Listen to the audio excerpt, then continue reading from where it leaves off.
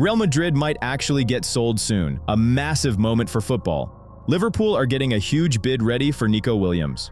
Barcelona have found their perfect replacement for Robert Lewandowski. And Manchester United have their eyes on a top midfielder to fix their engine room. We're covering all that and more in today's video. Guys, let's try and hit 350 thumbs up on this one. Your support helps us make even better content for you. Let's get right into the latest transfer gossip. Liverpool are getting serious about Nico Williams and are prepping a deal worth around 75 million euros. Even though Williams just put pen to paper on a new long-term contract with Athletic Club, his future is still a hot topic, with a number of massive clubs showing interest. According to a report from Fichajes, it's Liverpool who are now making a real push for the Spanish winger. The Reds have reignited their interest, and most importantly, they might try to get this transfer done before the next World Cup. All last summer, he was constantly linked with a move away from his hometown club. The gossip suggested he was on his way out of Bilbao.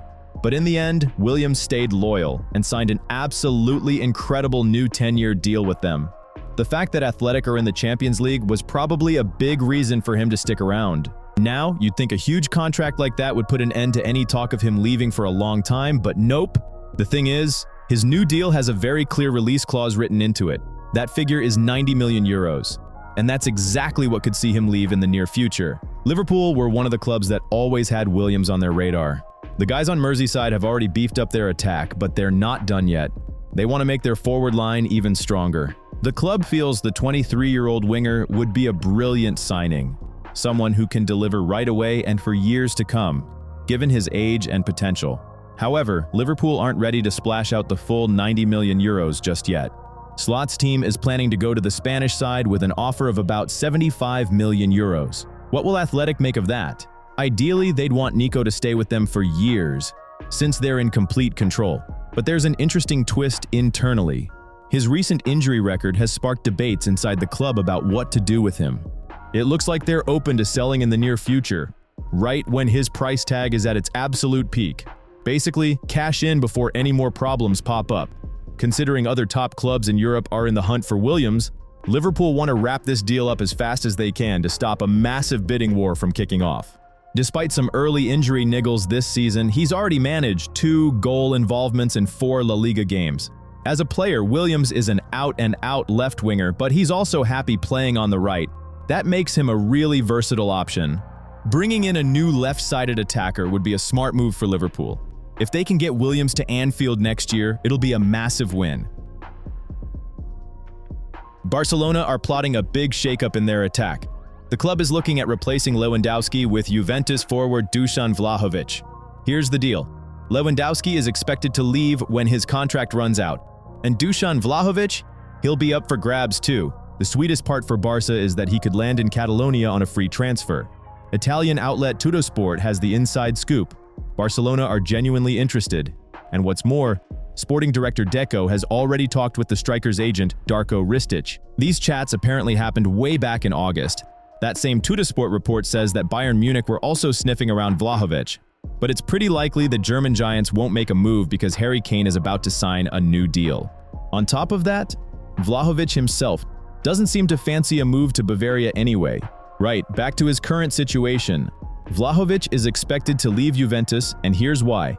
His contract talks with the club have hit a dead end, and there's still no agreement. The word on the street is that Barca is a very tempting option for him. And that makes sense, given they desperately need a new striker and, let's not forget, their never-ending money troubles. Lewandowski, who's now 37, is coming to the end of his contract. And let's be honest, a renewal is no sure thing. Facing this problem, Deco's been hitting the market hard, looking for a reliable striker who can lead the line next season. Out of all the names being thrown around, 26-year-old Serbian forward Dusan Vlahovic is becoming the clear frontrunner. Barca still see him as their top target. So, Deco isn't sleeping, he's chasing top targets, he's in negotiations. And you, our loyal viewer who watches every single video, haven't even bothered to click one tiny button. That is a strategic failure. Fix it, and fix it now, before Deco shows up at your door with an ultimatum. Go on, subscribe. It's easier than finding transfer money. Vlahovic's contract with Juventus runs out at the end of this season, and like we said, Talks for a new deal are completely dead in the water. Everything suggests the striker is refusing to stay in Turin any longer. His plan is to start a new challenge in the summer, and he'll have a massive advantage. He'll join his new club as a free agent. Inside Barcelona, signing him isn't just seen as a transfer, it's a massive strategic move. Just think about it, a young but already proven striker with a huge market value, who's available for absolutely free. Vlahovic's profile is the perfect fit to be the immediate and natural successor to Lewandowski. For Barca, it would be a brilliant piece of planning. They get youth, guaranteed goals, and enormous potential, all without having to fork out a transfer fee. Fun fact, last summer, the Serbian striker was on the transfer list. Back then, Juventus hoped to sell him for top dollar. However, the 25-year-old didn't get too many genuinely juicy offers, so he was happy to stay in Turin and keep collecting his massive net salary, which, by the way, is now up to 12 million euros a year. Now, it seems things have changed and leaving for free works for everyone. Well, everyone except Juventus, that is. Manchester United's #1 transfer target right now is Adam Wharton. Word is that Ruben Amorim is a massive fan of the 21-year-old Crystal Palace midfielder.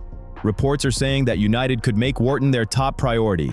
And that makes sense, because it's the Red Devils who desperately need some new life in the middle of the park. In the summer window, they mostly chase strikers, and that's left their central midfield as the weakest spot in the squad. Ruben Amorim is crying out for the right kind of player to build a solid two-man partnership in there. Right now, the go-to pairing is usually Bruno Fernandes, who's much better as a number 10, and an aging Casemiro. With that in mind, the interest in Wharton is a no-brainer. Crystal Palace are keeping their cool about Adam's future. He only just joined them from Blackburn back in January 2024 in a deal worth about £18 million plus bonuses. He's still got a solid 4 years left on his deal at Selhurst Park.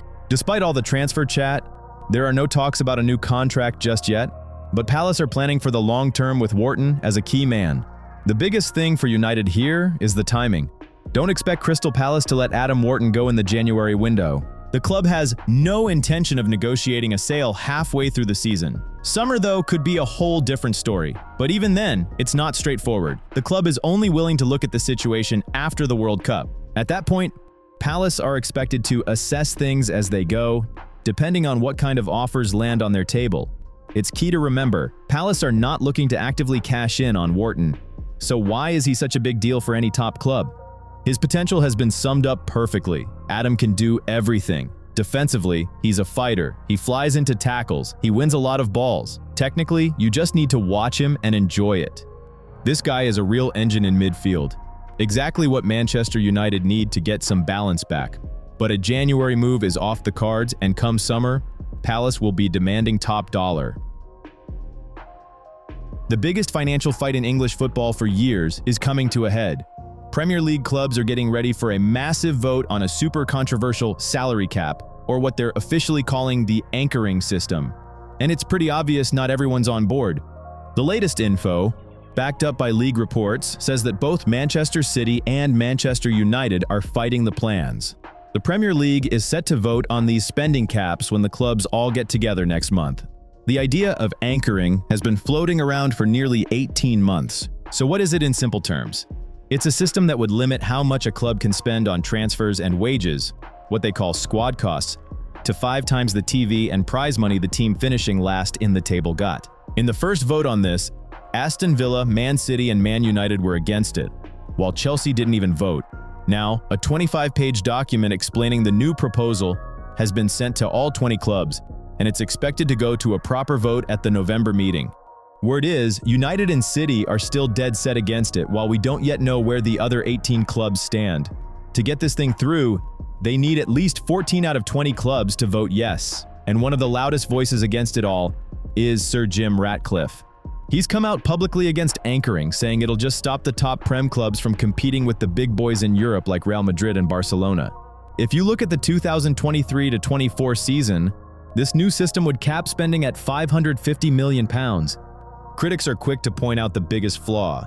Teams in Europe can spend way more than that, and the Premier League, the best league in the world right now, just won't be able to keep up. No wonder Sir Jim Ratcliffe is totally against it. Here's exactly what he said.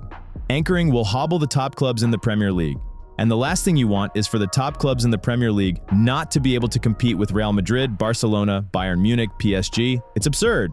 And if it does, it will cease to be the best league in the world. It's not just about Europe either. Anchoring would be on top of the squad cost ratio rules, which might replace the current profit and sustainability rules that let you lose £105 million over 3 years. The SCR rule limits spending to 85% of your income. Another problem they need to sort out is that some clubs are worried they'd be breaking these new rules from day one. But the people who want this have a strong point too, and it's all about keeping the Premier League competitive. The bigger clubs are getting loads of cash from new places, like the Club World Cup, and there's a real danger the rest of the league could get left behind. If this gets approved, the punishments will be brutal. The idea is that a second offense gets you a 6-point deduction, with an extra point docked for every £6.5 million you overspend. So yeah, the stakes this November are absolutely massive. Real Madrid, a club with more than a century of history and its unique member-owned model, is on the brink of what might be its biggest change in 123 years. According to The Athletic, the management, headed up by Florentino Perez, is putting together a plan that would open the door to outside investors for the first time ever. Since being founded back in 1902, the club has belonged to its socios, the members who vote for the president and sign off on major financial decisions. And this isn't just some administrative detail. It's part of the Madridista DNA. It's that feeling that the club is truly the people's club, run by the fans. But modern football is a different beast. While clubs like PSG and Man City are backed by billions from states and private investors, Real has to be more careful. Perez feels that this model holds the club back in the transfer market and makes it tough to compete with the richest teams out there. The Athletic sources say Perez will put a concrete proposal to the General Assembly by the end of November. If it gets the green light, it'll go to a referendum for all the socios.